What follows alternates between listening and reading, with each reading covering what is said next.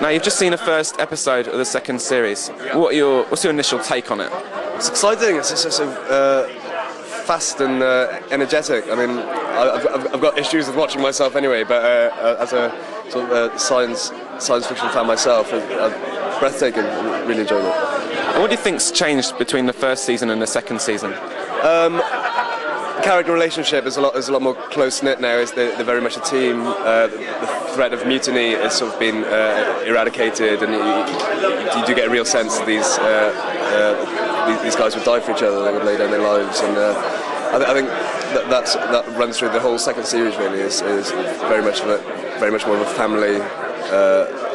family affair rather than individuals being brought out in certain episodes. It's a lot more to do with the team, really. Now, do you feel much pressure with the move from BBC Three to BBC Two? Not incredibly, no, because it ended up on BBC Two last year anyway in the repeat. So it's very flattering, actually. Quite exciting that we're going straight onto their first this year. But I wouldn't say it was pressure. No. Now, would it be fair to describe Ianto as the dark horse of the Torchwood team? Yeah, I think so. Yeah, I think he's still the most mysterious character. There's still things about his life that have yet to surface.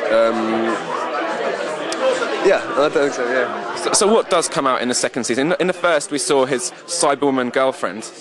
What other skeletons are waiting to emerge? Nothing emerges this series. I think forefront in Ianto's agenda is Jack now and the team, and his role within Torchwood. He's very much embraced that. Sort of, if there was a sort of void in his life before, he'd certainly be filled with his responsibilities and his loyalty for his job. Does anything emerge about his character background, like his family and? It's a little aspects of his childhood are mentioned as far as what where he used to go with his dad, and the things he used to be into when he was a child, and his hobbies are brought. He's got a few hobbies that are brought out in his tastes in recreation, but things that are mentioned. It's not really. It's not a major aspect of this series anyway. One potentially major aspect of this series looks like it's going to be the romantic intrigue between Captain Jack and Ianto. Does that develop much? Absolutely, yeah, no, it does. That's one thing that's been really great to play this season, is that sort of developing relationship between Ianto and Jack, and we just see a lot more of it, and it's very much more out in the open than it is sort of the back of people's minds. We find out what's going on, and it's no longer a secret. Now back in the first season, in the Cyberwoman episode, Jack gives Ianto the kiss of life.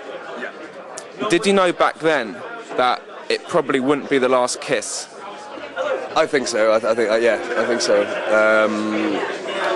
I mean, from episode one, just sort of throwaway lines like Ianto looks great in a suit, and the sort of underlying flirtation that's going on between them. I think we knew from them that things were going to develop in that way.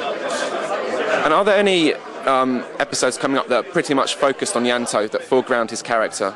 Not really. Like I said, this year is much more to do with the team, and each member of the team gets their own has their own input into all the stories. But I think there are episodes where Ianto's more affected by the things that are going on.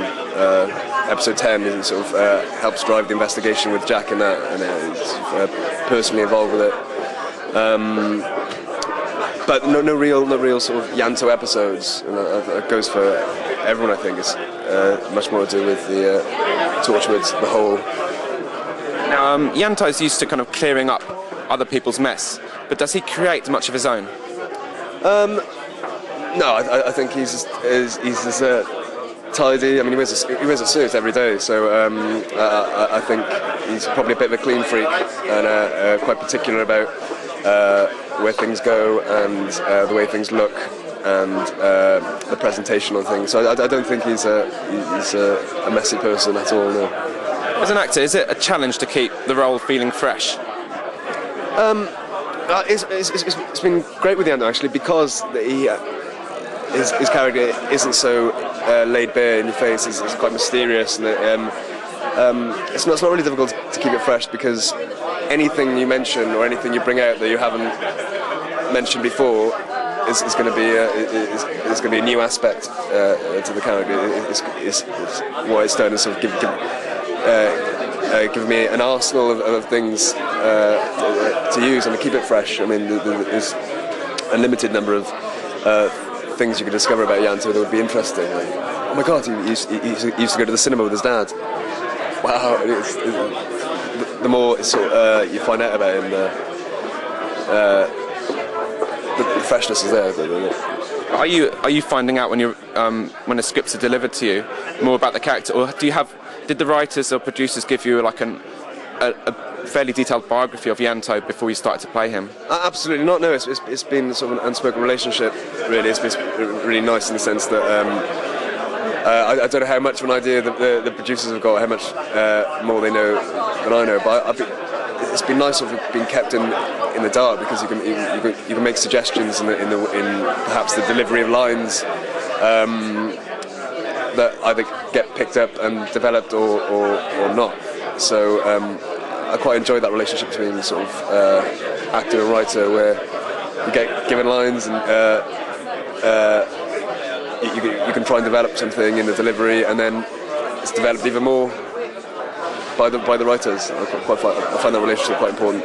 Now, there's some fantastic guest stars coming up in the second season. Was there anyone in particular you were in awe of?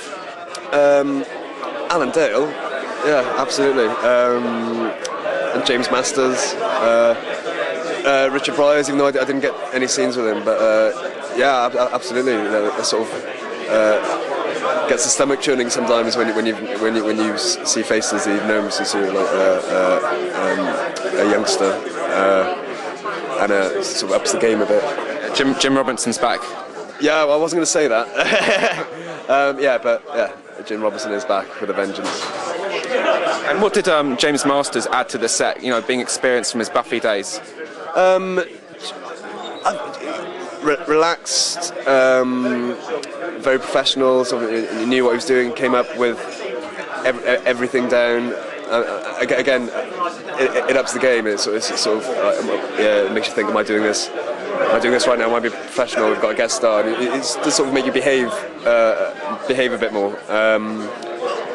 But at the end, me and James and I became good mates, good friends, and it doesn't take long for people to sort of just become like one of the family, really. Now, last question: just in a few words, could you describe where Yanto ends up as a character at the end of the second season?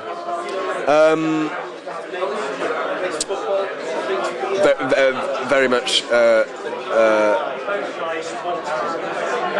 Jack's loyal soldier. Still, even more so. He starts that way, but by the end of the series, I think he's filling his role even more than he was when we started.